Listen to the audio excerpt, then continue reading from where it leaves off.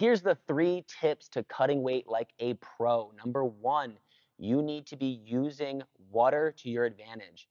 What I mean by that, let's plan out a scenario. It's Monday, tournament is Saturday. You have to cut 8 pounds or whatever. It doesn't matter how much water you drink on Monday, it will not affect your weight on Saturday. So what I recommend is drinking plenty of water. You don't have to overdo it. You don't want to drown yourself.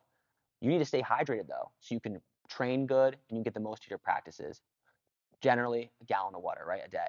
So you're drinking enough water Monday, enough water Tuesday. You're not even thinking about the water.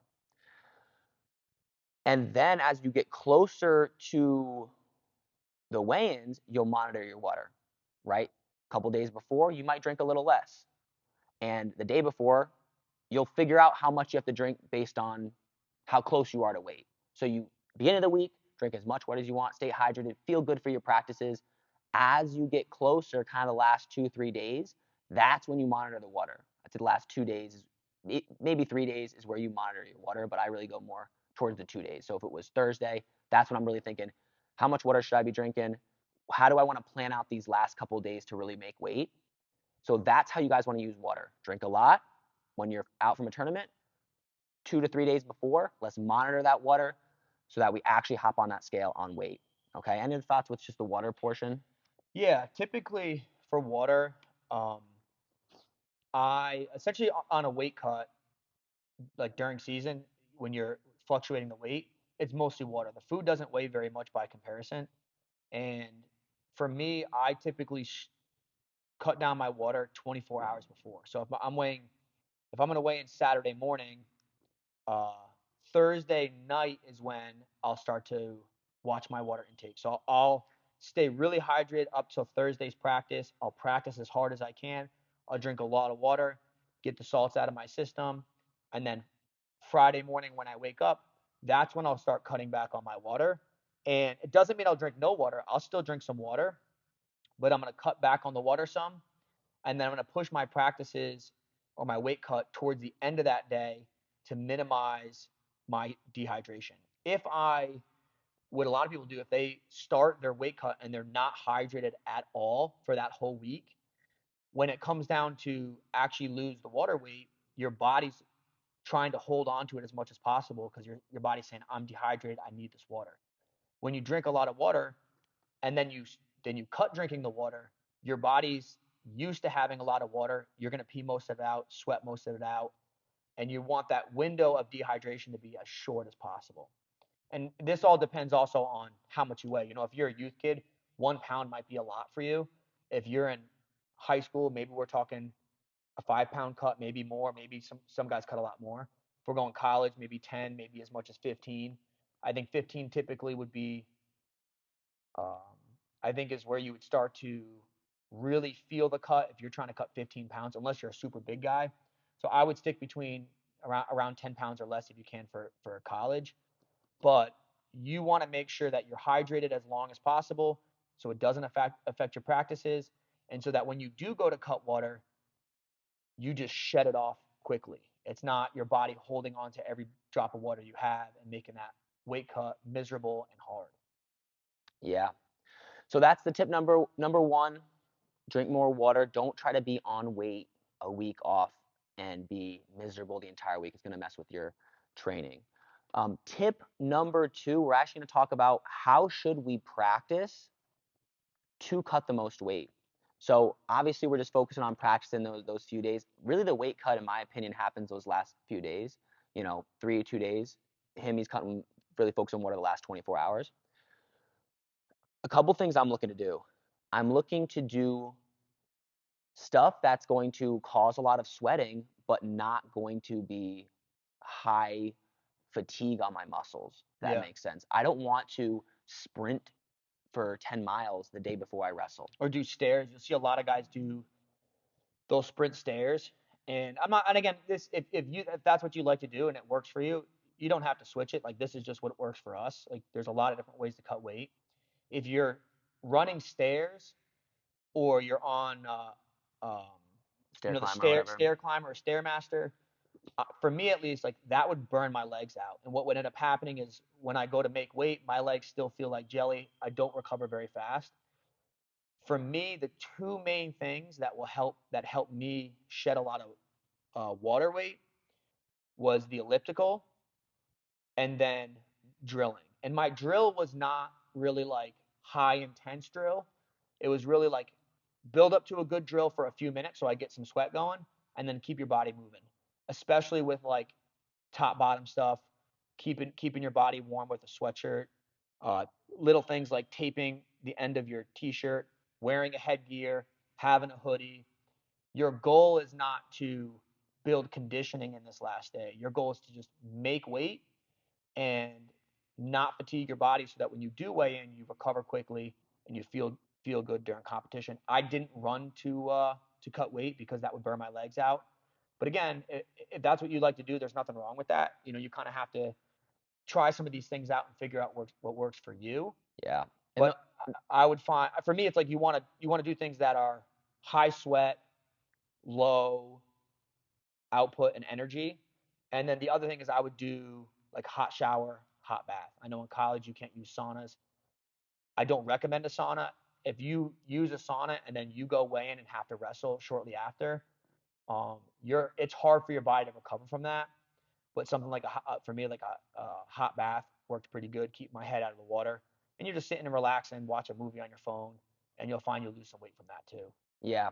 And the biggest thing that I like to do, and I think it's just logical, the reason why I don't like running, and I'll tell you how I think people shouldn't run, to tell you the truth, is you're attacking one muscle group and you can burn that out. And that's why the elliptical, or, using the legs and the arms, those type of, Yeah, the bike, fan bike or whatever, it uses your whole body, and it's not going to crush just your legs. Your legs are going to be shot and they're cramping up. It's going to give a whole body workout. Um, the play drilling is great, super low intensity, and you're just constantly moving. And the goal is like get your body, general for sweating, you got to get your body temperature up. So you have a lot of yeah, sweats on, and you're just trying to keep it. Another thing that I think Stephen really touched on that I just want to make a point of is get the sweat going and then keep it. So sometimes I would hop on a treadmill for a minute and then jump on the elliptical, because I would sprint for a minute on the treadmill just to get the body sweating, or like hit something hard to get sweating, and then hop on the elliptical and just kind of keep it going for like 20 minutes. Oh, my sweat's yeah, losing. Let me pick my heart rate up again, yep. hop back on. I did stuff like that too. The last thing we would do, and this you kind of need a team for or a couple of guys for at least. Like if you're cutting weight as a team, games. Dodgeball. We used to play, do ultimate frisbee. So things that are going to cause you to sweat without you sitting there thinking about the weight cut the whole time. You're like, I'm playing dodgeball, and my goal is to move as much as possible when I play. You're trying to win the game. You're not really thinking about how bad the weight cut sucks or that you're trying to even make weight. You're just playing a game. You got sweats on.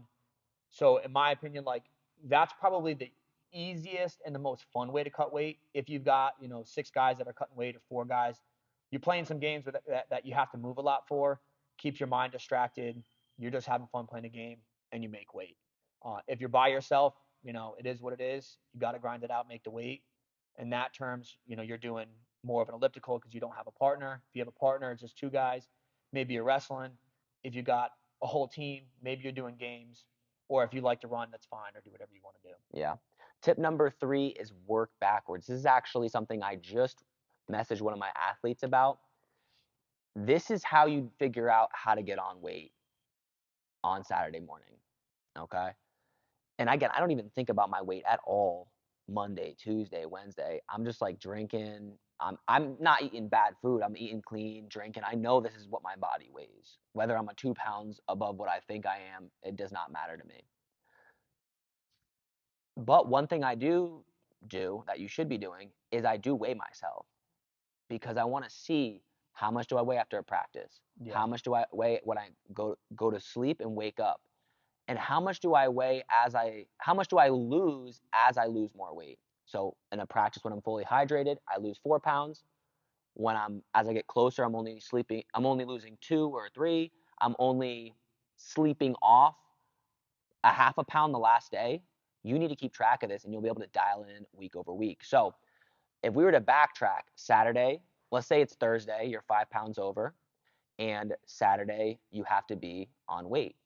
So you've got to decide based on how much you normally lose, how much you're going to allow yourself to weigh. So you just woke up Thursday morning, you're 5 pounds over. Okay. Well, I want to be 5 pounds over before practice. Say that's, you got to decide kind of like what you want to start. So I want to be 5 pounds over before practice. So I'll eat and drink a little bit, maybe a pound throughout the day because I'll lose it naturally.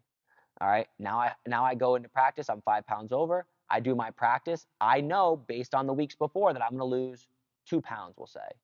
And a lot of times I'm going to determine what I want to weigh after practice and make sure I Yeah. hit that. Yeah. So if I want to go to sleep at 2 pounds over or 3 pounds over, I'm going to make sure I weigh that. So after practice, now I'm 3 pounds over, whatever. I wanted to lose 2 pounds. Now I'm 3 pounds over. Maybe I eat and drink another pound and I go to sleep 4 pounds over. And I know based on experience, every time I go to sleep, I'm going to lose, say, 2 pounds is the average, right? So I wake up and I'm only 2 pounds over. And then I eat and drink a pound, 2 pounds throughout the day. And I know I want to weigh 3.5 pounds over before the night before the practice, right? The Friday night. I want to weigh 3.5 pounds over. But I want to finish the practice and only be a half a pound over. So I got to lose 3 pounds in that practice. I put my sweats on. I make sure I cut the weight. I'm a half a pound over, and then I go, what do I want to weigh before I fall to sleep? Right? I want to weigh a pound and a half over. I want to weigh 2 pounds over, so now I can drink and eat a pound. Then I go to sleep, 2 pounds over. I wake up maybe a half pound over on weight, do a little workout, hop on the scale. But the general idea is backtrack. You're 5 pounds over. You want to be on weight Saturday. Plan out those workouts, how much you want to lose in them, how much you want to eat and drink to feel comfortable so that you make weight. It's kind of a case by case basis, but you've got to determine how much am I losing during practices, how much am I losing during sleep, and how much do I want to eat and drink.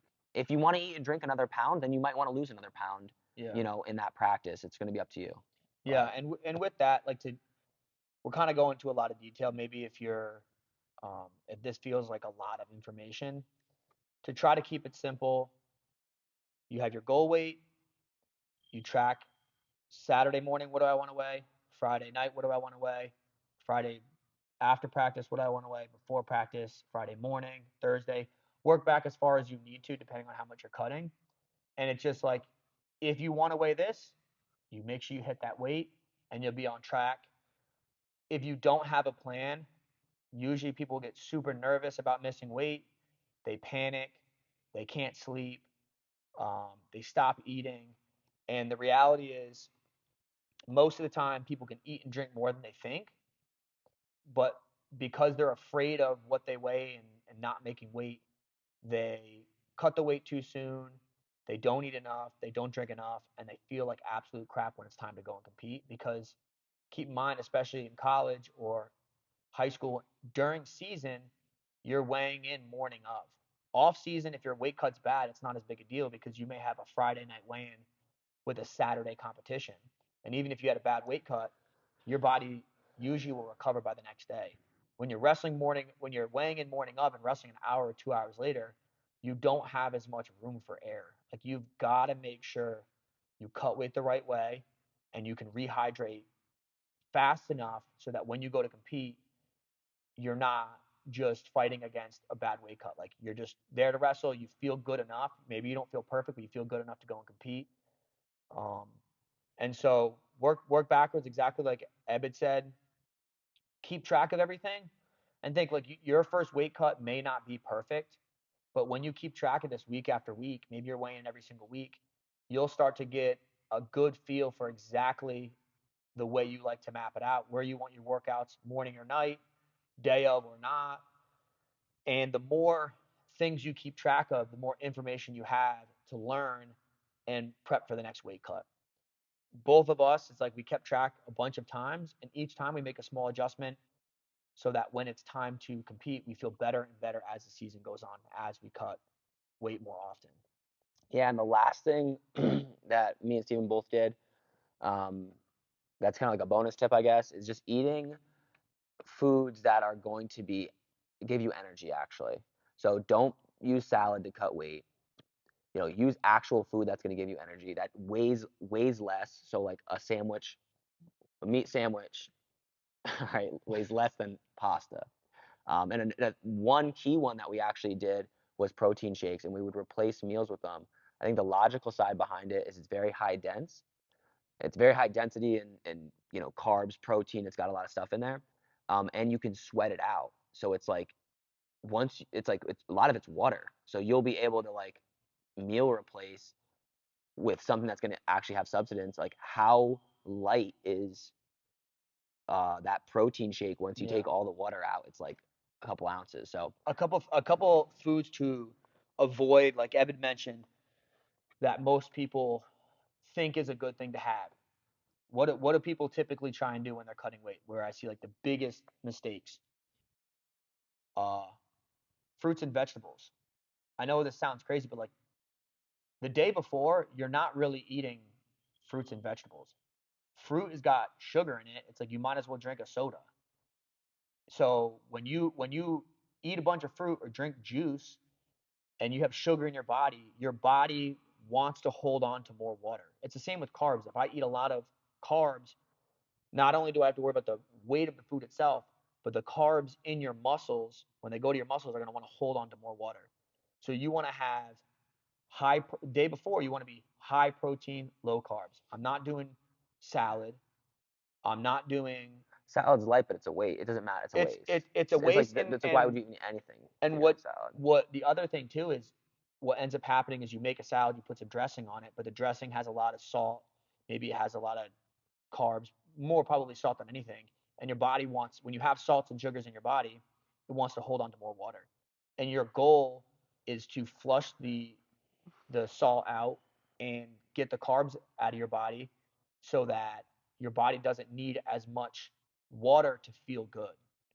And so that day of, the trick with the protein drinks is like protein drinks, it's high in protein, it's lower in the carbs. You're not going to feel like you're like crap because you're getting enough protein in your system, but your body is also not holding on to as much water.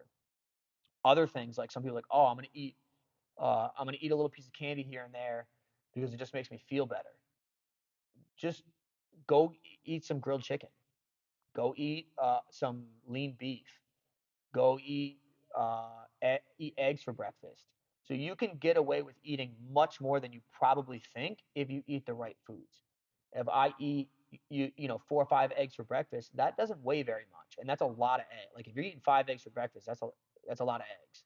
Whereas if you say, hey, I'm gonna eat three or four slices of bread, you're going to feel the same eating that bread as you did the eggs, if not probably better if you ate the eggs, but that bread's going to hold on to the water. The eggs and the protein in the eggs is not going to hold on to as much water.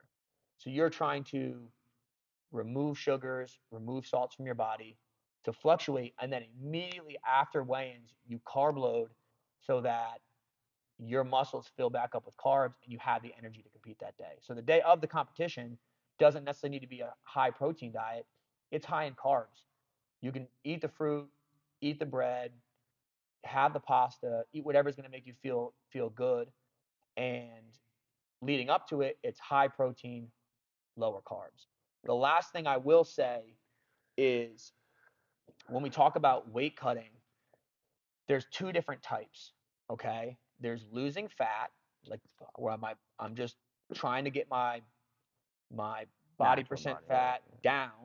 So there's the losing of the actual fat, and then there's the cutting weight, which we call like the fluctuation of the weight, like losing the water weight, losing the food weight. Those two are not done at the same time. So if you're trying to lose body fat, ideally you do that before season because if you go a full 2 month or 3 month wrestling season and you are in a calorie deficit, you are going to feel like crap by the time season ends. It's not a good idea to be training that hard on a calorie deficit for that long because by the time states rolls around or your nationals rolls around, you're going to be burnt out. So you want to lose that fat before season if you can. You may naturally lose some fat during season. There's nothing wrong with that too. But when we talk about cutting weight for wrestling, we're not typically talking about the losing of the fat. We're talking about the fluctuation of weight, which is very different. It's not it's essentially move fluids and foods out of your body, rehydrate, and keep that period as short as possible. When you're talking about losing fat, it's over a longer period of time.